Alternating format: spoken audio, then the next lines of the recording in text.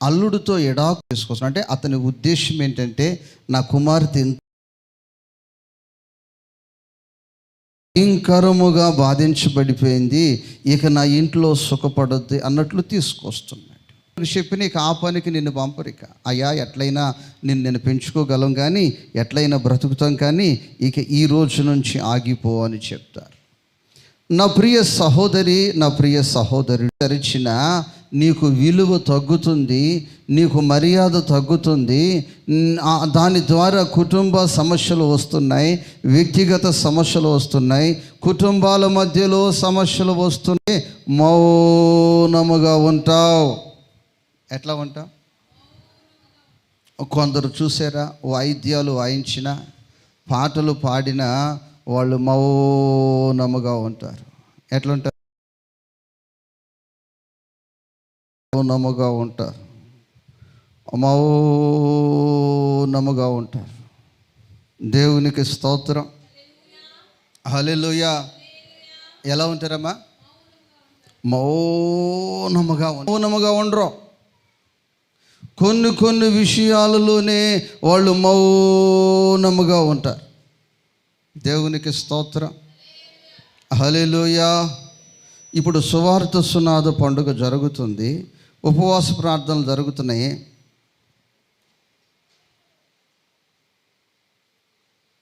ఇంకా వాళ్ళు మౌనంగా ఉంటారు. ఏంటంటే అనేక మంది వచ్చి పరిచర్య చేస్తూ వెళ్ళిపోతూ ఉన్నారు. ఆ విషయాల్లో చూసి కూడా వాళ్ళు మౌనమే. అనేక మంది గుప్పెలు విప్పి వారి కష్టార్జితాన్ని ఖర్చు పెడుతున్నారు. ఆ విషయంలో కూడా నా కష్టార్జితాన్ని నా దేవుని కొరకు ఖర్చు పెట్టాలన్న ఉద్దేశం, ఆలోచన రాకుండా అట్లాగే ఇక వాళ్ళంతా ఇక మౌనంగానే ఉంటారు. కానీ మరికొన్ని విషయాల్లో చూస్తే అబ్బబ్బబ్బబ్బబ్బబ్బ అందరా యేసుక్రీస్తు ప్రభువారు ఈ భూలోకములో జీవితాన్ని ప్రారంభించిన తర్వాత ఎన్నో ఇరుకులు, ఇబ్బందులు, శ్రమలు, అనేక విషయాలలో బంధించబడుతూ నెట్టివేయబడుతూ, కొట్టబడుతూ, తరవబడుతూ, నిందించబడుతూ, గేలు చేయబడుతూ, అవమానపరచబడుతూ ఉన్నప్పుడు ఈ విషయాలు ఎవరికి చెప్పలేదు. ఎవరికి కూడా చెప్పుకోకుండా ప్రియ దేవుని బిడ్డల ఎక్కడ చెప్పేవాడు? నిష్కలంక హోంవర్క్ రాస్తున్నావా, నీ ద్వారా అందరూ చెడిపోతారు. దేవునికి స్తోత్రం, హల్లెలూయా. మహాకృపను బట్టి మన చర్చిలో మరి బర్త్డే ఆశీర్వాదకరంగా దేవుడు జరగటానికి కృప చూపారు. అందును బట్టి దేవునికి స్తోత్రాలు. నన్ను సంతోషపెట్టారు. దేవునికి స్తోత్రం. ఎందుకంటే పుట్టినరోజు ప్రార్థన చేసి వెళ్ళని అంటారు. చర్చిలో చేద్దాం రండి తల్లి అంటే, అమ్మో మా ఇంటికాడ తాగుబోతోళ్ళు చర్చిలోకి రారన్నా, మీరైతే ఇంటికి వస్తారు, దేవుడైతే ఇంటికి వస్తారు కానీ ఇంటికి రమ్మంటారు. ఇంటికి నేను వెళితే, అన్న 2 తాగుబోతులు వచ్చారు, 3 ఎక్కడ పడిపోయారు, వాళ్ళు ఎత్తుకుతున్నావు, వాళ్ళు వచ్చేదాకా నువ్వు కూర్చోవాలి, అప్పుడు దాకా కొత్త కుదరదంట. పరిశుద్ధరా. నాకు ఇంకొకసారి ప్రార్థన కూటమో ఏదో ఒకటి ఉంటుంది. ఎంతసేపు కూర్చున్నాం, మళ్ళీ వాళ్ళు 3 వచ్చేప్పటికి వీళ్ళు ఎదురుపోతారు, మళ్ళీ వాళ్ళిద్దరిని పిల్లవాళ్ళు కూర్చోమంటారు. దేవునికి స్తోత్రం. ఈ లోపల ఈ పిల్లలు కనకనలాడుతుంటారు. నేను కళ్ళు మూస్తే దాన్ని నాకిస్తాడు. అలా నాకిన రోజులు కూడా లేకపోవాలా. దేవుని ఇష్టం. చిన్నపిల్లలు కదండి, ఏమంటారా? నేను దీన్ని కాపలా, నేను కాళ్ళు తిరుగుతూ ఉంటారు భార్య భర్తలో.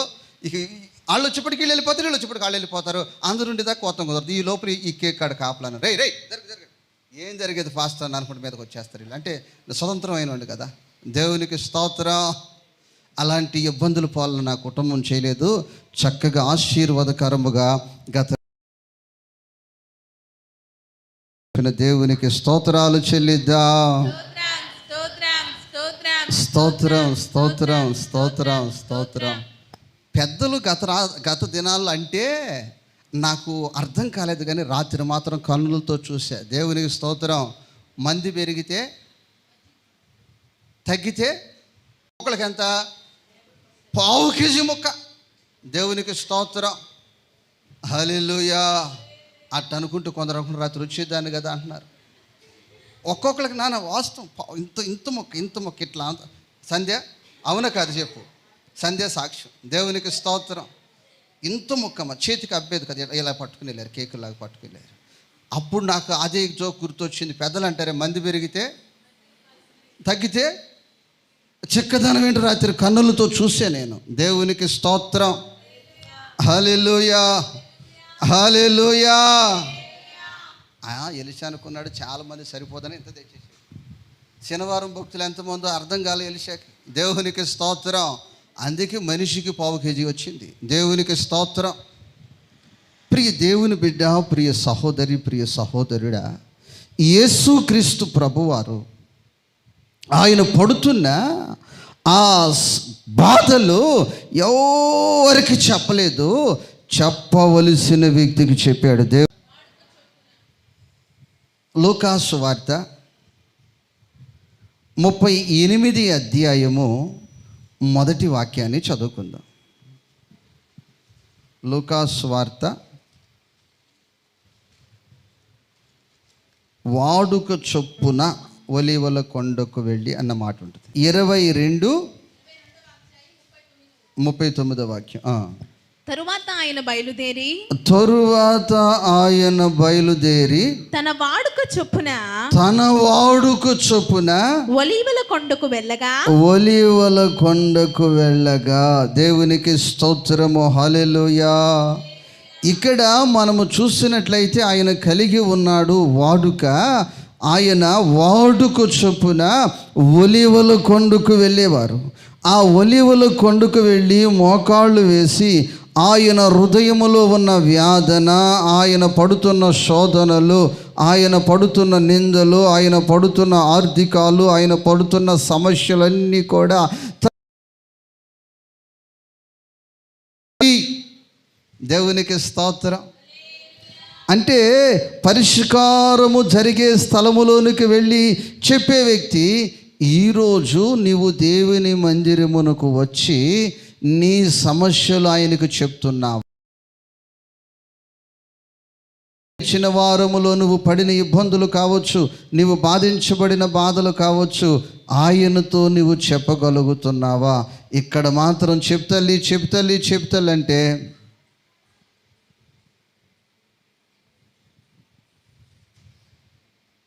ఏంటి, వాళ్ళు ఇంకా ముగించలేదు, 11 అయిపోతుంది. ఇట్లా పరిస్థితులు.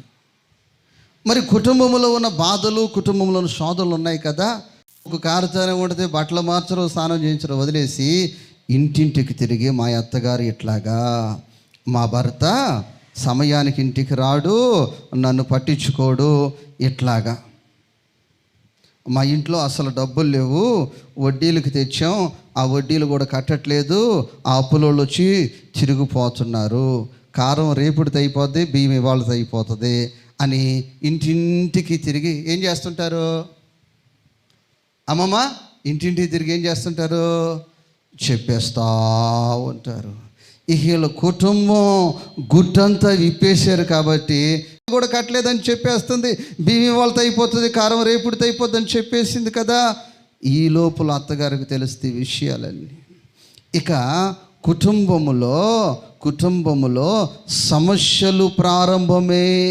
ఎందుకనంటే చెప్పవలసిన స్థలంలోనికి వచ్చావు, ఇక్కడ నీ సమస్య చెప్పట్లేదు. వాడుక చొప్పున నువ్వు దేవుని మందిరమునకు వస్తున్నావు. దేవుని మందిరములోనికి వచ్చిన నీవు నీ హృదయములో ఉన్నదంతా ఇక్కడ కుమ్మరించాలి. ఏం చేయాలమ్మా? ఇక్కడ నీ సన్నిధి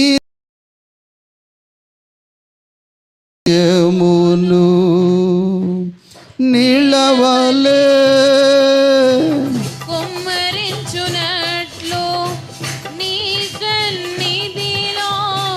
నా హృదయమును నీళ్ళవలే కుమ్మరించునట్లు నీ పాద సన్నిధిలో నన్ను మార్చు. ఇక్కడ మాత్రం నా హృదయములో వస్తాను, కానీ ఇక్కడ నా హృదయములో వేదన, నా హృదయములో బాధలు, నా కుటుంబ సమస్యలు, నా బిడ్డ సమస్యలు, నా భర్త సమస్యలు, అనారోగ్య సమస్యలు, ఆర్థిక సమస్యలు, ఈ స్థలములో నేను కుమ్మరించను. మరి ఏం చేస్తాం? ఇక్కడికి వస్తే వాళ్ళ అబ్బాయి పాస్ అయ్యాడు, లడ్డు కూడా పెట్టలేడు, ఈ అబ్బాయి పాస్ అయ్యాడు, బిర్యానీ కూడా పెట్టలేదు, ఆ అమ్మాయి ఫెయిల్ అయిపోయింది, పాస్టర్ని ఏం పట్టించుకోవట్లేదు, పండగ చేశాడు కానీ సరిగ్గా లెక్క పీసు ఎవరికి వేయలేదు, ఇలాంటివన్నీ మూటగట్టుకొని నెత్తిని పెట్టుకుని అమ్ముతూ ఉంటాను. ఎందుకు నీవు దేవుని మందిరానికి రావాలి? ఎందుకు వాడుకు చొప్పున ప్రతి ఆదివారము దేవుని మందిరానికి రావాలంటే నీ హృదయాన్ని ఈ స్థలములో కుమ్మరించాలి. ఈ స్థలములో నువ్వు గడిచిన వారములో 7 దినాలు ఎన్నో శోధనలు నీకు రావచ్చు, ఎన్నో వ్యాధులు నీకు రావచ్చు, ఎన్నో ఎన్నో ఎన్నో ఎన్నో ఎన్నో కోణాలలో నీవు బాధించబడుతూ ఉండొచ్చు, బాధపడుతూ ఉండొచ్చు. ఆ బాధలన్నీ కూడా ఈ దినము ఈ స్థలములో నీవు నీళ్ల వలెగా అది తప్పుగా చిత్రీకరించి వక్రీకరించి చాలా విషయాల్లో ఆయన యాతన పెడుతూ ఇబ్బంది పెడుతూ బాధపడుతూ ఉండేవాళ్ళు. యేసుక్రీస్తు ప్రభువారు ఆత్మీయముగా మాట్లాడేవాళ్ళు. వాళ్ళు శరీరానుసరముగా దాన్ని తీసుకొని లోకానుసరముగా వాళ్ళు విషయాలన్నీ కూడా అయ్యా పల్లని వారు, అయ్యా పల్లని వారు, అయ్యా పల్లని వారు ఇలా అని ఆ ఒలీవల కొండకు వాడిక చొప్పున వెళ్ళి ఆయన హృదయమును ఆ కొండ దేవునికి స్తోత్రం. నీ సన్నిధిలో నా హృదయమును, అందరూ నోరు తెరచి, నీ సన్నిధిలో నీలవలే కుమ్మరించునట్లు నీ పాదపీఠముగా నన్ను మార్చుమా, నీ పాదపీఠముగా నన్ను మార్చుమా, నన్ను మార్చుమా. హల్లెలూయా. మనము దేవుని దగ్గరకు ఎందుకు రావాలి? ఎవరో ఏదో పెడతారని కాదు, ఎవరో వస్తారు పలకరించాలని కాదు, అక్కడ ఏ పొరపాటు ఉండదో చూద్దామని కాదు. నీవు నీ దేవుని మందిరమునకు నీ హృదయమును కుమ్మరించటానికి రావాలి. ఎందుకు రావాలమ్మా? కుమ్మరించటానికి రావాలి. ఒక హక్కు ఉంది. మీరు బాధపడనంటే చెప్తాను. దేవుని స్తోత్రం. మీరు బాధపడినా నాకు బాధ ఉండదు కదా. దేవునికి స్తోత్రం. అక్క సంవత్సరానికి ఒకసారి వచ్చేది దేవుని దగ్గరికి, సంవత్సరానికి 1 టైం. దేవునికి స్తోత్రం. ఉన్న ప్లేసు షిలోకు. దేవునికి స్తోత్రం. అక్కడికి సంవత్సరానికి 1 టైం వచ్చేది. ఇక సంవత్సరానికి 1 టైం వెళ్ళాలంటే అక్క మేకప్లు అంతా మ్యాచింగులు సిద్ధబాటుతో వచ్చేది. ఇక 1 టైం వచ్చిన వ్యక్తి వచ్చిన వాళ్ళందరినీ పలకరించేది, వచ్చిన వాళ్ళందరినీ చూసేది, వచ్చిన వాళ్ళందరూ యోగక్షేమాలు చూస్తుండేది. దేవునికి స్తోత్రం. మీ అమ్మాయికి పెళ్ళి ఎప్పుడు చేసావు? నన్ను ఎందుకు పిలవలేదు? ఫంక్షన్ చేశారా? కోళ్ళదేం కులం, కట్నం ఎంత, ఈ సమాచారాలు అడుగుతూ ఉండదు చర్చ అంతా తిరుక్కుంటా. దేవునికి స్తోత్రం. లేదా అంతా చేసేసి ఎట్లయితే మార్కులు వేసేసి పోతూ ఉంటుంది. మరలా ఎప్పుడు వస్తుందంటే మరలా సంవత్సరానికి వస్తుంది. ఆ చరిత్రను మనము చూస్తే ఆమె సమస్యలు విస్తరించబడతాయి ఉన్నాయి, కానీ ఆమె చెప్పాలి సమస్యలు పరిష్కరించబడట్లేదు, ఆమె సమస్యలు విస్తరించబడుతూ ఉన్నాయి. సేవకుడు అభిషిక్తుడే, అది జీవము కలిగి ఈ సహోదరి వెళుతూ ఉంది. సమస్యలు చూస్తే విస్తరిస్తున్నాయి, సమస్యలు పరిష్కరించబడట్లా. దేవునికి స్తోత్రం. అంటే సేవకుడు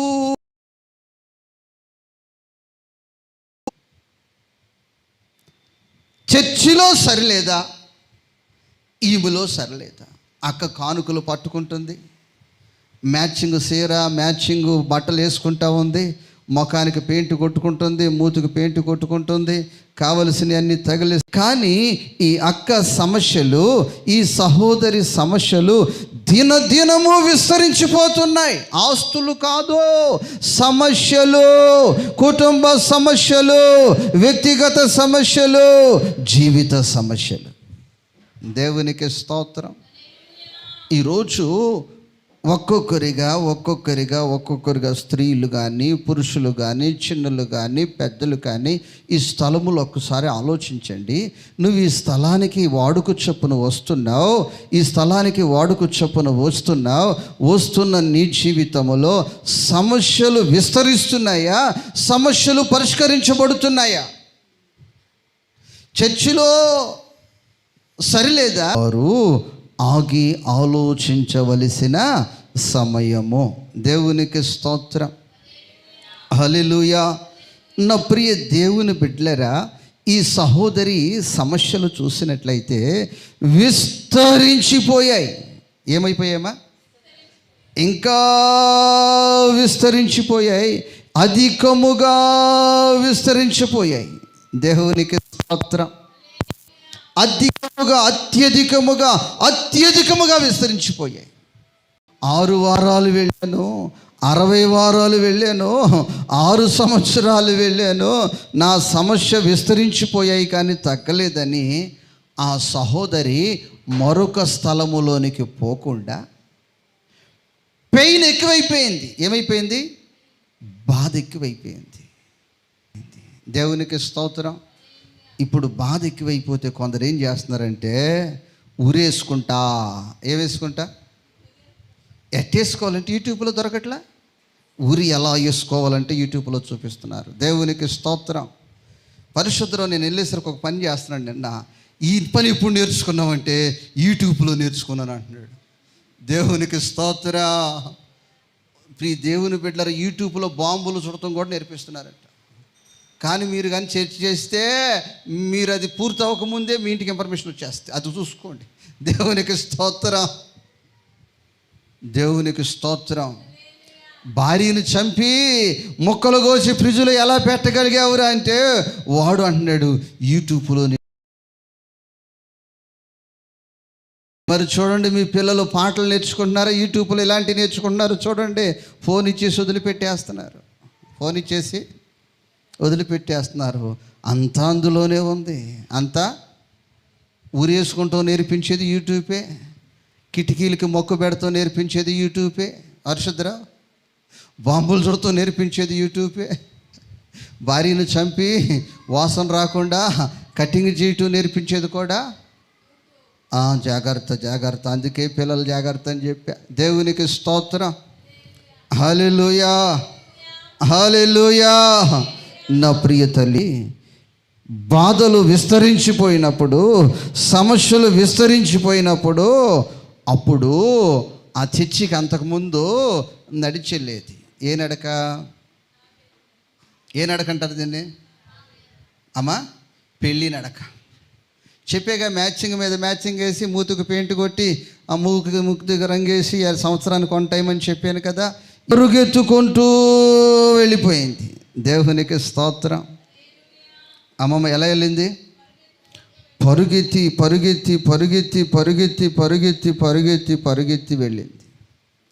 వెళ్ళిన మనిషి ఏంటి నాకు ఈ మంచినీళ్ళు ఇవ్వలేదు, ఏమన్నా నీకు పలకరించలేదు, ఏంటి అసలు నేను వస్తే అది కూడా చేయలేదు అనట్లా. ఇప్పుడు అంతకుముందు అలా మాట్లాడేది. దేవునికి స్తోత్రం. నేను వచ్చాను, అంత దూరం యాతన పడుతూ వస్తున్నారంటే శాంసన్ ఇంటికి నేను వెళ్ళాను. అక్కడ నుంచి రావటము చాలా కష్టం. దేవునికి స్తోత్రం. ఎందుకనంటే ఏ మార్గము లేని పరిస్థితి, ఏ లైను లేని పరిస్థితి, ఏ ఆటో సర్వీస్ లేదు, ఏ బస్ సర్వీస్ లేదు. మరి ఎట్టొచ్చాడు కానీ వచ్చాడు. నేను దాన్ని చాలా కోణాల్లో ఆలోచిస్తే ఏ సర్వీస్